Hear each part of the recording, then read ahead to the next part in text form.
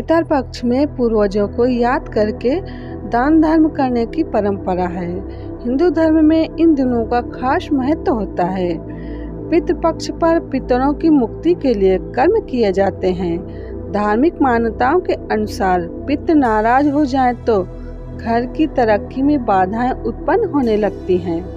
यही कारण है कि पितृपक्ष में पितरों को खुश करने और आशीर्वाद प्राप्त करने के लिए श्राद्ध किए जाते हैं। इस बार पितृपक्ष 29 सितंबर से शुरू होने जा रहे हैं और इसका समापन 14 अक्टूबर को होंगे।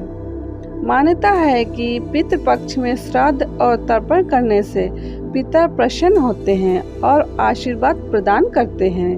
उनकी कृपा से जीवन में आने वाली कई प्रकार की रुकावटें दूर होती हैं। व्यक्ति को कई तरह की दिक्कतों से भी मुक्ति मिलती है। पितृपक्ष में अपने पितरों को नियमित रूप से जल अर्पित करें। यह जल दक्षिण दिशा की ओर मुख करके दोपहर के समय दिया जाता है। जल में काला तिल मिलाया जाता है और हाथ में कुश रखा जाता है।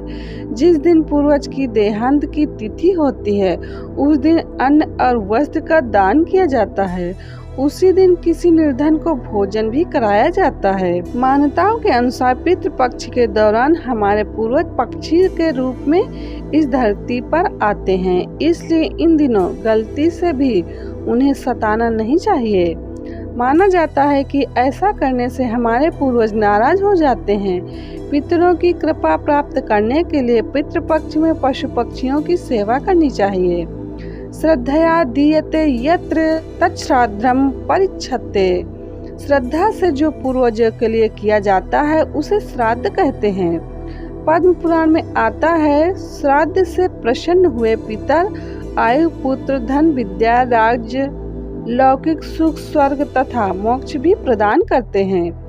जीवात्मा का अगला जीवन पिछले संस्कारों से बनता है, अतः श्राद्ध करके यह भावना की नींव है कि उनका अगला जीवन अच्छा हो। श्रद्धा और मंत्र के मेल से पितरों की तृप्ति के निमित्त जो विधि होती है उसे श्राद्ध कहते हैं। इसमें पिंडदान आदि श्रद्धा से मिलता है।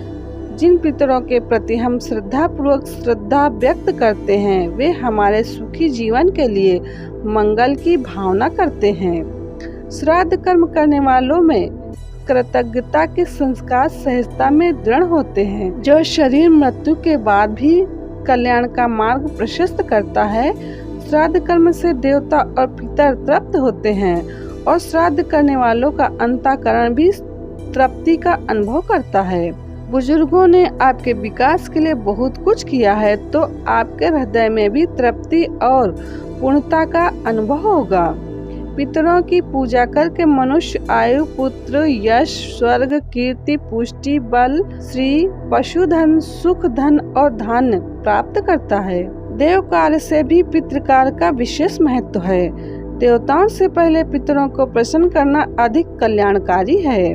जो लोग श्राद्ध नहीं करते उनके पितर असंतुष्ट रहते हैं तथा उनके घर में सुख शांति व समृद्धि की कमी बीमारियां ये सब होता है। इसलिए अच्छी संतान व स्वास्थ्य के लिए भी पितृ श्राद्ध करना चाहिए। जो श्राद्ध करता है और दूसरों की भलाई करता है उसको दूसरे लोग कुछ देते हैं तो देने वालों को पूर्ण हो जाता है, आनंद हो जाता है। श्राद्ध में जब तुलसी के पत्तों का उपयोग होता है तो पितर तृप्त रहते हैं और विष्णु लोक को चले जाते हैं। बड़े तृप्त होते हैं तो बड़ा आशीर्वाद भी मिलता है। श्राद्ध कर्म करने का सही समय होता है दोपहर 11:36 से लेकर 12:24 तक विशेष काल माना जाता है।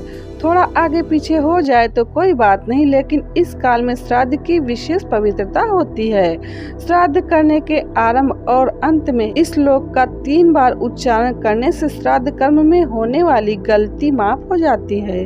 पितर प्रसन्न हो जाते हैं और आसुरी शक्तियाँ भाग जाती हैं। श्लोक इस प्रकार है, देवताभ्यः पितृभ्यश्च महायोगिभ्य एव च नमः स्वधाय स्वाहाय नित्यमेव भवन्ति इति। समस्त देवताओं पितरों महायोगियों स्वधा एवं स्वाहा सबको हम नमस्कार करते हैं। ये सब नित्य शाश्वत फल प्रदान करने वाले हैं। पितरों की सद्गति के लिए और उनका आशीर्वाद पाने और सुखी संपन्न रहने के लिए मनुष्य को श्राद्ध कर्म अवश्य ही करना चाहिए।